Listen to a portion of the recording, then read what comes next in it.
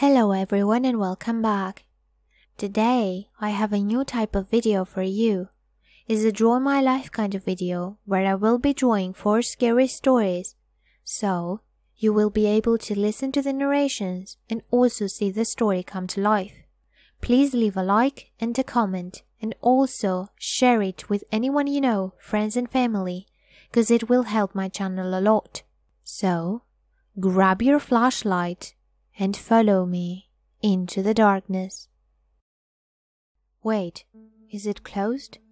The gate to the beach was padlocked with numerous no swimming signs stuck to it. You didn't hear? Alex said, puffing himself up, as if he were suddenly an adult. It was all over the news. Some guy drowned here last week.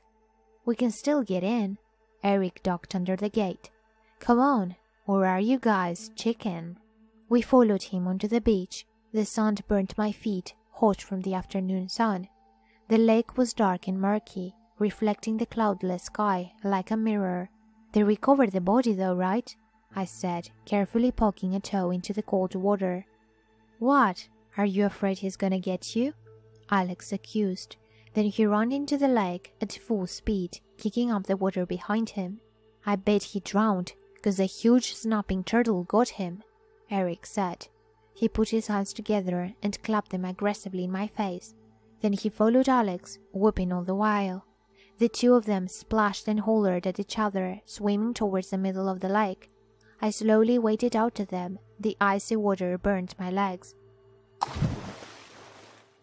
Alex and Eric were a good 50 feet away, laughing hysterically over a joke I couldn't hear, so I waded further out, all alone. When the ground fell away from my feet, I lifted my body and floated on the surface. As my head dipped underwater, the splashes and shouts silenced. All I could hear was underwater gurgling, the pounding of my heart, and a melody. I yanked my head out of the water, but as soon as I did, it stopped. Nothing could be heard except for the faint splashing of Eric and Alex in the middle of the lake. I dipped my ear back in. There it was again.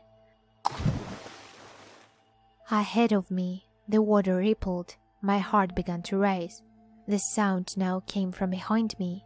I wiped around. It was not a snapping turtle or a monster. It was a woman. Sorry, I didn't mean to startle you, she said. And she was beautiful. Of course, any woman is beautiful to a 13-year-old boy, but still. Her long black hair fell in waves towards the water, where it disappeared under the sun's reflection. Her skin was a deep coffee brown, and her shoulders were bare except for 2 white straps. I'm Matthew, I replied. Isn't it beautiful? She said, glancing out the water. The lake in the late afternoon? I nodded. Why are you alone? I am not. I'm here with my friends, I said, motioning to Alex and Eric. They were so far away now, they were just 2 little fleshy dots, breaking the mirrored reflections. If they are your friends, why aren't you hanging out with them? They kind of left me alone, I said, squinting on the sun. She nodded in understanding. The bright sun continued to blind me, and then squinting was getting tiring. Sorry, the sun's in my eyes, I said, swimming a few feet over. My shadow fell over the lake between us, erasing the bright reflections of the sky, and underneath the water, her torso faded into dark purple scales and shimmered in the murky water. Her hands ended in sharp black claws, and her hair. Her arms showed up, looking on my shoulders. Above the water, they had turned back to normal, no claws, no scales. I let out a scream, and then my head plunged underwater. My face stung with the cold. Bubbles flew out of my nose. I thrashed my arms and legs wildly, trying to kick free, but it was no use. The last thing I remembered was a dark shape rising out of the muck, coming towards us. When I opened my eyes, I was back on the shore. Alex and Eric were bent over me, pale and frantic. Are you okay? What happened? I thought you were a good swimmer. The barrage of questions did not stop until I held up a hand in front of them. It was the woman, I said, shaking my head. She pulled me down and... What woman? I can tell from their wide eyes that they had no idea what I was talking about. All we saw was a man pulling you to the shore, Alex said.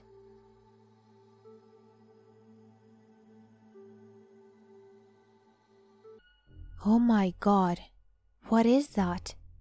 Kenny pointed to something in the distance. I squinted, trying to focus my eyes on the dark spot beyond the trees. He ran off before I could say anything. Hey! Holy shit, check this out. I caught up with him, stepping around a rather large puddle of mud, and stopped in my tracks when I saw it. Oh, gross! It was a doll, burned in several places and missing its eyes and legs. The empty eye sockets were filled with twigs. Who would do such a thing? Kenny was looking at something else though. Look, there are more. I followed him through the trees. So much for a peaceful camping trip. Oh my God, he muttered, stopping underneath a forest of mutilated oars. They hung from several trees, ropes around their necks. They were in various states of decay, missing legs, arms, and faces. Twigs were again stuffed into the holes and cracks. Ew, gross. I've seen enough. Let's get back to the others. What was that? What was what? That, I pointed. Something moved over there. It's just the wind, Kenny said, pulling a twig out of the door. What the hell are these things anyway? Oh, ew, what the fuck? Kenny dropped the stick and wiped his hands on his jeans. That's not okay. What? I asked. There was something wet on it. He sniffed his fingers. Blood? We really should get back now, I suggested. Kenny agreed. We picked up the pace. A soft rain fell through the trees. It was not going to be a comfortable night. It was probably some crazy old lady that hung them up. Kenny was trying to convince himself more than me. She lost her daughter in an accident or something, and then she moved out to the woods to live alone. And then, Kenny? He looked at me. What? I pointed through the trees to our right. No, no way. Is that? 4 bodies were hanging from a tree a few meters away, surrounded by doors. But these bodies were real. They swayed gently in the breeze. Are they? I think so. Twigs were shoved into their empty eye sockets. One body was wearing a suit, another gaudy leggings. One was missing a leg entirely, had a tattoo covering most of one arm. What on earth were they doing out there? Who were they? We need to tell the others. We gotta get out of here. I'll see if I can get them down or something first. You get the others. Kenny was climbing the tree before I could protest. There was no time to waste. I ran. I reached camp and explained to the others what we saw. You saw dead bodies hanging from a tree? Frank asked. And a forest of doors? Shay confirmed. Where is Kenny anyway? Ellie poked a few more sticks into the fire. They didn't believe me. I grabbed Ellie's hand and dragged her to her feet. Hey, what are you? Come on. Shay ran to catch up with us. The rain falling through the trees covered the forest in a mist that made it difficult to see where we were going. Suddenly, Ellie screamed and brushed furiously at her face. What was that? It was one of the doors. We are close. It's just over there. Hey, Kenny, are you there? I brought the others. Ellie grabbed my arm like her life depended on it. We moved through the trees, stepping around and then through the mud. Nobody said a word. The forest was silent. I could not hear any signs of Kenny. I stopped. My heart began pounding furiously on my chest. Oh my God. Frank moved towards the bodies and poked the guy in the suit with a stick. He swung back and forth in the rain, hitting the lady in the leggings and the guy with the tattoo. They're dead all right. Hey, are you okay? Shay was looking at me, my mouth opening and closing like a fish out of water. There's more of them," I stammered. "What?" "There's more." There were several new bodies, swaying in the rain. I looked up higher and gasped. Kenny swung from the branches, high above us. Twigs shoved into his bleeding eyes.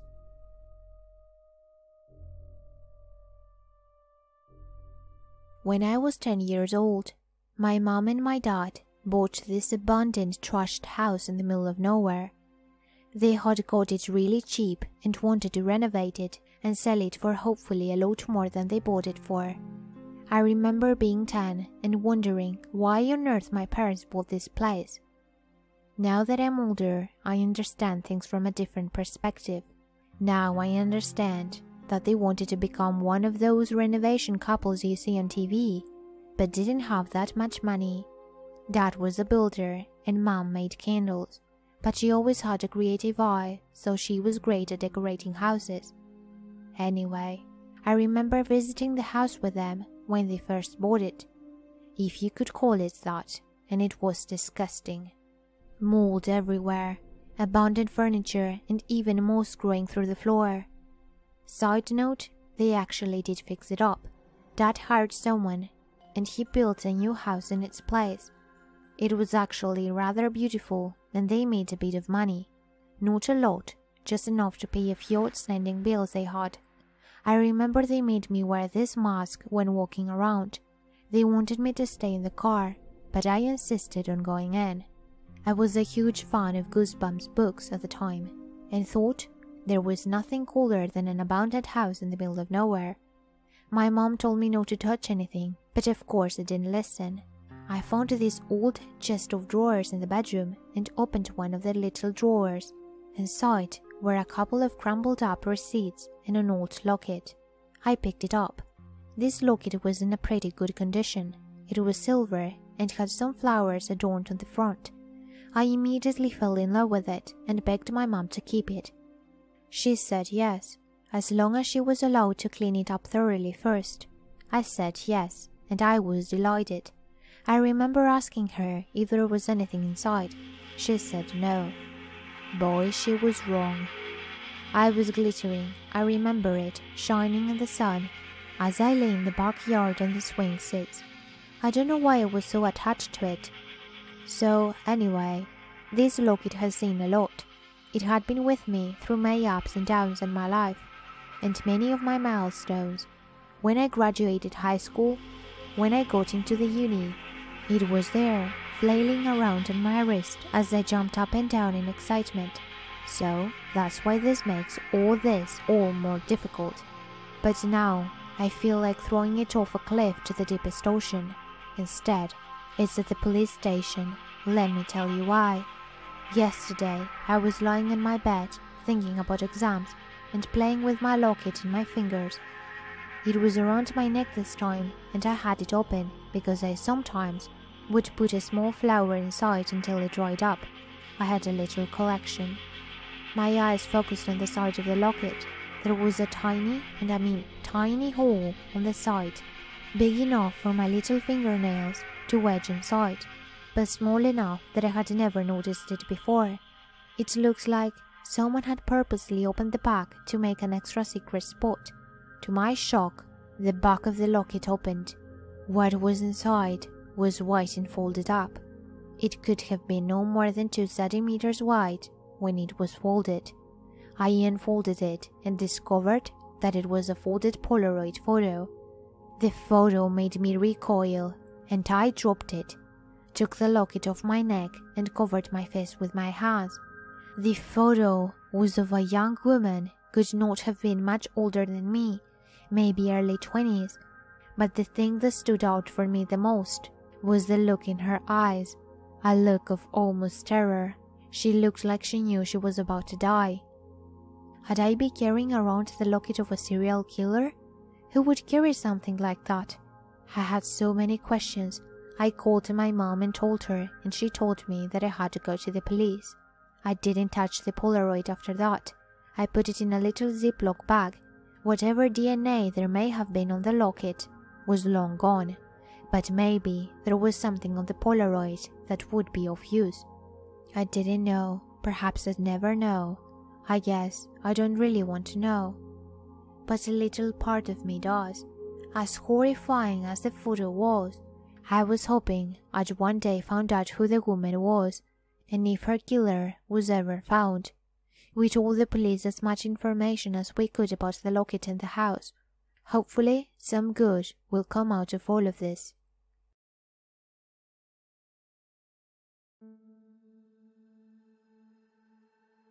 I was born in the city, but raised in the suburbs.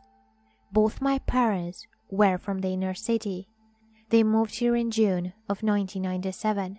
To this day, I can't help but smile when I think of my dad lugging boxes around while doing everything he could to make sure my mom was comfortable. My childhood was pretty normal, but all accounts but one had always stuck with me. The tree. It was a huge tree that stood outside my bedroom window. Tall, strong. I remember how it never seemed to have leaves on it. My dad even got a tree surgeon to check it over. For a long time, I was scared of that tree. Its branches would tap against my window whenever there was a slight breeze. Then one day, in late June, when I was around 7 years old, I came home from my new school to find my dad waiting for me on the front lawn. "Come with me, kiddo," he said. "I've got something to show you." He took my hand and led me into the back garden. We approached the tree, and as we drew closer, "Look up," he said, a smile spreading across his face. My eyes followed the knotted rope up, and I saw what he was so pleased about. I threw myself into his arms. "You built me a tree house." He threw his head back and laughed. "I'm glad you liked it.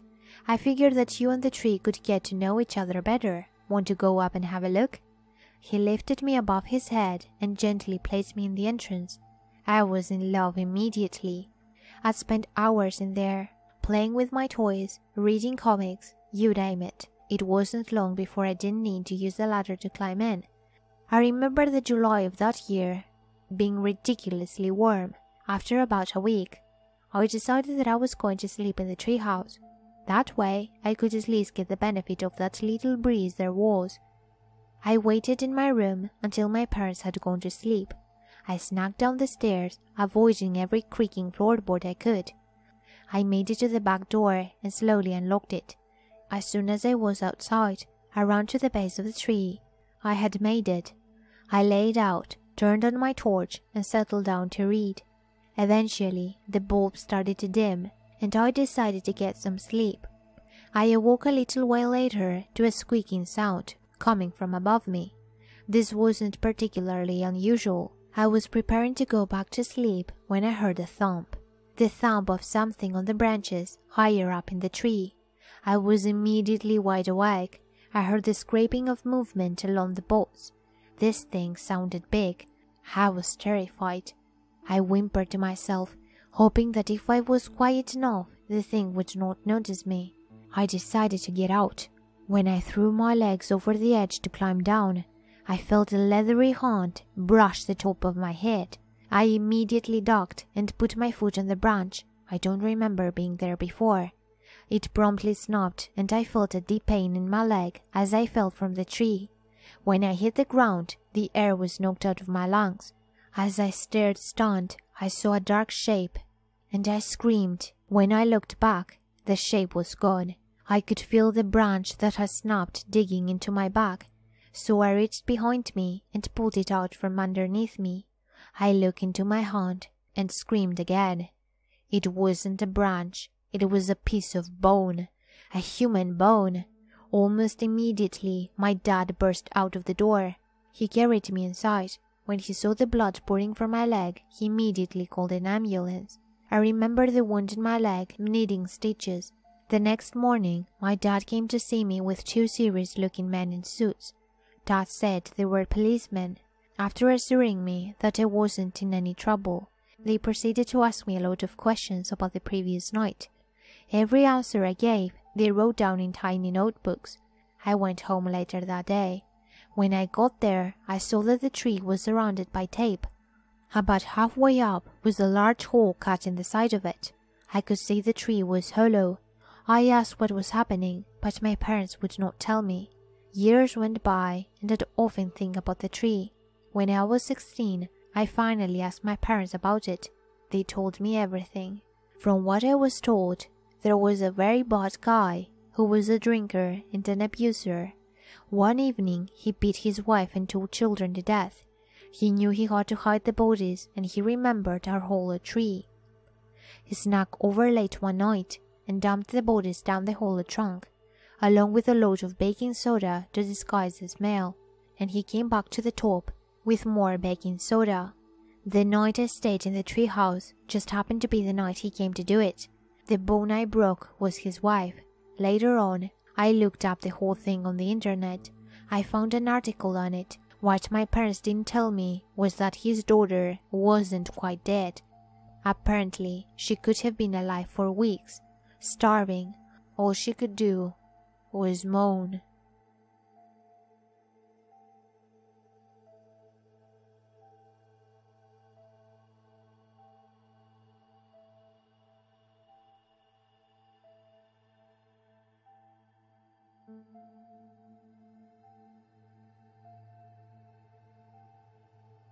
Hey there, and thank you so much for listening. If you like this video, please leave a thumbs up. And if you like my videos and want to see more, subscribe to my channel. Also, please share this video with anyone you can and leave me a comment to say if you like it or not, or if I should do it again. Take care, and I will see you all in my next video.